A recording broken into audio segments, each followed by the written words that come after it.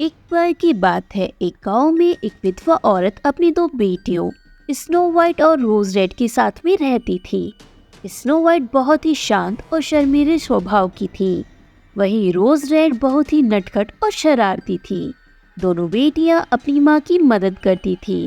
तीनों की जिंदगी बहुत ही खुशहाल तरीके से बीत रही थी। जब शाम होती तो माँ दोनों बेटियों को परियों की कहानियां सुनाती। हर दिन ऐसे ही बीतता और ऐसे ही मौसम बदलते गए। एक बार सर्दियों की शाम जब स्नो वाइट और रोज रेड अपनी माँ से कहानियां सुन रही थी, तभी अचानक दरवाजे पर दस्तक हुई। दरवाजे की आवाज सुनकर तीनों चौंक गई। स्नो वाइट और रोज रेड की मम्मी ने बच्चियों की चिंता को कम करने के लिए कहा, बच्चियों डरो मत, दरवाजे पर कोई यात्री होगा जो रास्ता भटक गया होगा। मम्मी की बात सुनकर दोनों बच्चियों का डर थोड़ा कम हुआ। फिर स्नो वाइट ने कहा, माँ मैं जाकर देखती हूँ कि कौन है। स्नो वाइट ने जैसे ही दरवाजा खोला, सभी के होश उड़ गए। स्नो वाइट के सामने एक बड़ा सा भालू खड़ा था। तीनों माँ बेटियां डर के मारे चिल्लाने लगी। तभी भालू ने इंसानों की तरह बात करनी शुरू कर दी। उसने कहा, आप लोग सब डरे नहीं, प्लीज चिल्लाए नहीं, आप लोग मेरी बात सुने, मुझे बहुत ठंड लग रही है और मुझे बहुत भूख भी लगी है। इतना सुनते ही तीनों माँ बेटी शांत हो गई, क्योंकि वो अन्य भालुओं जैसा नहीं था, वो इंसानों की तरह बोल रहा था। फिर माँ ने भालू को अंदर आने की इजाजत दे दी। तीनों ने भालू की मदद की, उन्होंने उसे कंबल और खाने को दिया। अब भालू और उन तीनों की खूब दोस्ती हो गई थी। पूरी सर्दियों में भालू उनके साथ रहा और हर रोज उनके लिए वो तोहफे भी लाता रहा। ऐसे ही सर्दियों का मौसम बीत गया और भालू के जाने का वक्त आ गया। उस भालू ने उन्हें धन्यवाद किया और उनके घर से चला गया। कुछ दिनों के बाद स्नो वाइट और रोज रेड जंगल में फल की तलाश कर रही थी। उसी दौरान अचानक उन्हें किसी के चिल्लाने की आवाज सुनाई दी।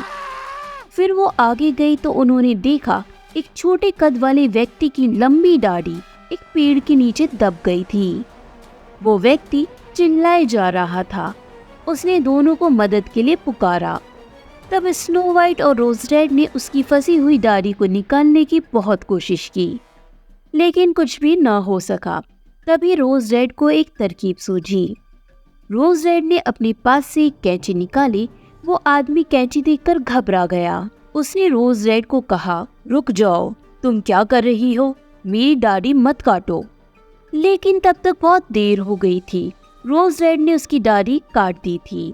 ये देख उस आदमी को बहुत गुस्सा आ गया और उनकी मदद का शुक्रिया किए बिना बड़बड़ाता हुआ वहां से चला गया। दोनों बहनों को ये देखकर बहुत मजा आया। अगले दिन स्नो वाइट और रोज रेड नदी के किनारे घूमने निकली।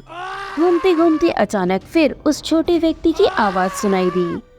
वो आगे गई तो उन्होंने देखा कि उस व्यक्ति की दाढ़ी एक बार फिर मछली ने पकड़ रखी है। वो व्यक्ति जोरों से चिल्लाए जा रहा था। फिर दोनों बहनों ने उसकी मदद करने की कोशिश की, लेकिन उसकी दाढ़ी मछली के मुंह से नहीं निकली। अंत में स्नो वाइट ने एक बार फिर कैंची से उसकी दाढ़ी काट दी। वो छोटा आदमी फिर से उनका धन्यवाद करने के बजाय गुस्सा होकर बड़बड़ाता हुआ वहां से चला गया। वो दोनों बहनें ये देखकर हंसने लगी।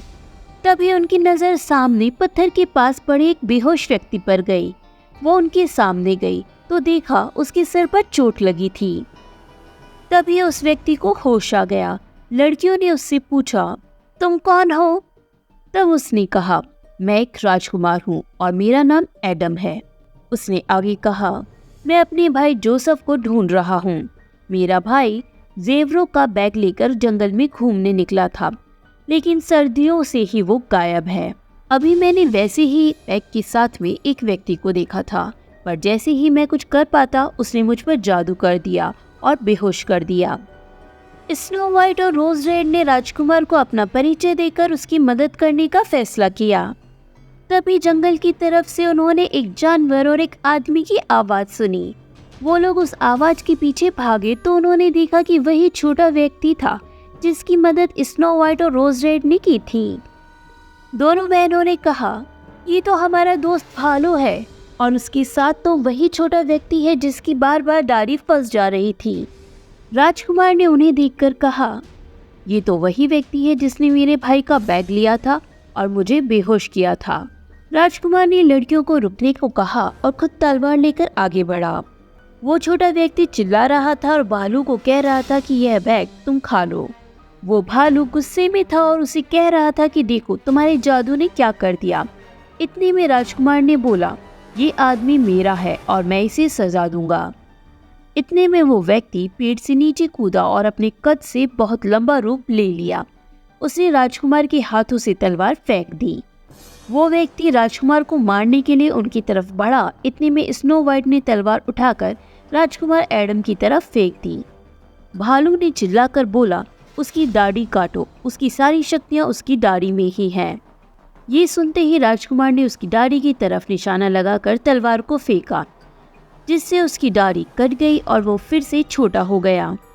राजकुमार जैसे ही उस व्यक्ति को पकड़ने के लिए भागा, वो व्यक्ति वहां से भाग खड़ा हुआ। इस बीच भालू भी इंसान के रूप में आ गया। वो भालू और कोई नहीं, राजकुमार एडम का भाई राजकुमार जोसेफ था। एडम ने दौड़कर अपने भाई को गले लगा लिया। जोसेफ ने सारी बात अपने भाई को बताई कि कैसे उस पर उस छोटे कद वाले व्यक्ति ने जादू कर उसके जेवर का बैग चुरा लिया था। उसके बाद उसने कहा कि स्नो वाइट और रोज रेड ने उसकी खूब सहायता की है। राजकुमार एडम और जोसेफ को स्नो वाइट और रोज रेड से प्यार हो गया। फिर दोनों भाइयों की धूमधाम से शादी हो गई। कहानी से सीख। इस कहानी से 2 सीख मिलती हैं। एक ये है कि कभी लालच नहीं करना चाहिए और कभी किसी व्यक्ति को उसके रूप से नहीं बल्कि उसके स्वभाव से जानना चाहिए।